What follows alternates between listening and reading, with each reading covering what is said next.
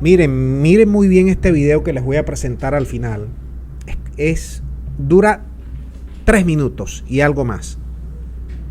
Y es de Russia Today.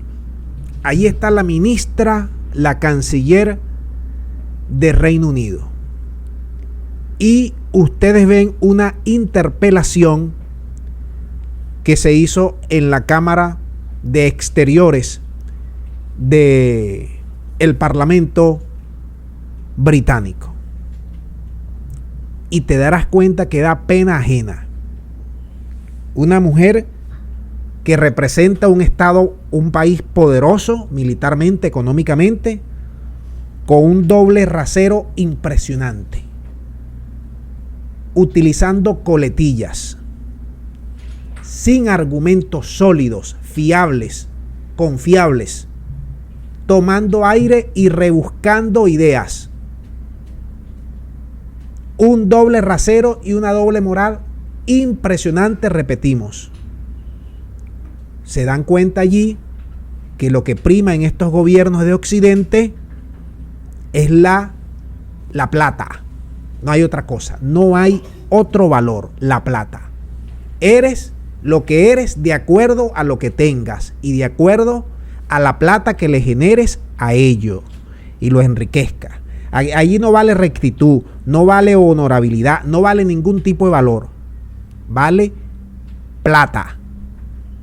Y así, de esa forma, han impuesto gobiernos a lo largo del mundo, sobre todo en África, Latinoamérica, en Asia y en sus países satélites, porque lo utilizan de cualquier manera para generarle plata e intereses, sea dictador, sea violador de derechos humanos, no importa cuál método utilicen, sea por la vía del golpe, sea por la vía del interinato, sea por la vía del lawfare, sea por la vía de campañas agresivas para derrocar a la gente de acuerdo a sus cañones mediáticos. Esos son los valores que propugnan desde Occidente, que si los derechos humanos, que si las elecciones, que si los valores democráticos, pero en el fondo eso que ella contesta son la ralea, definitivamente. Vamos a escuchar esta versión de Russia Today o esta comparecencia, esta interpelación, mejor dicho. Adelante con el video. You said you were talking about authoritarian regimes earlier, and you've said that the UK should be a robust counterweight to authoritarian regimes and that we are ending our dependency on authoritarian regimes for energy. How would you describe the Gulf states? I would describe the Gulf states as partners of the United Kingdom. We're currently negotiating a trade deal with the GCC. Now, is every country that we work with exactly in line with United Kingdom policy on everything? No, they're not, but they are important allies of the United Kingdom. Hang on, Mohammed bin Salman, responsible for the murder of Jamal Khashoggi, no? Yeah?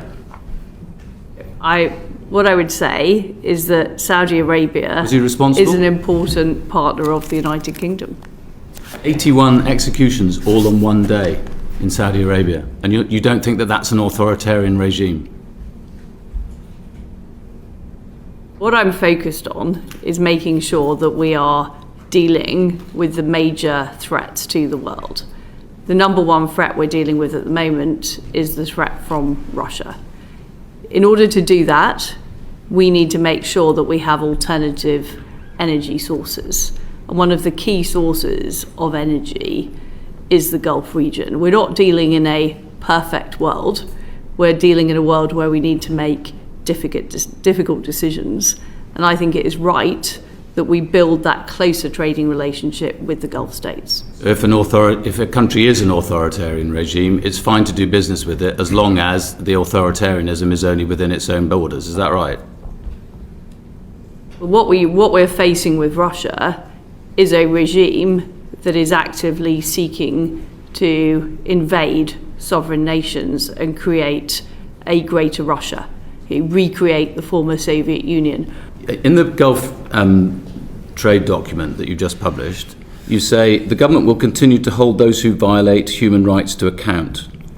How are you doing that in the Gulf states at the moment? Well, these issues are raised regularly with the relevant ministers and leaders who we meet in the Gulf states. You and have what personally? our aim, I have personally, yes. Well, your spokesman said that you hadn't. So what's the last human rights issue that you raised with a Gulf state leader? I'd have to come back to the committee on the precise timing of that, but I certainly Anything. have Just raised tell us it. anything that you've said on Well, human I certainly rights. have raised it when I was in... Go on, tell us I'm one just now. trying to remember my most recent visit, but I can assure you I have raised it, and I will write to you with the details. You can't remember a single human rights issue that you've raised with a Gulf state leader? Oh, I've raised particular issues when I've been in the Gulf about Well, name human one. rights issues. Well, I'm not going to go into all the details of private conversations, which I will come back to you on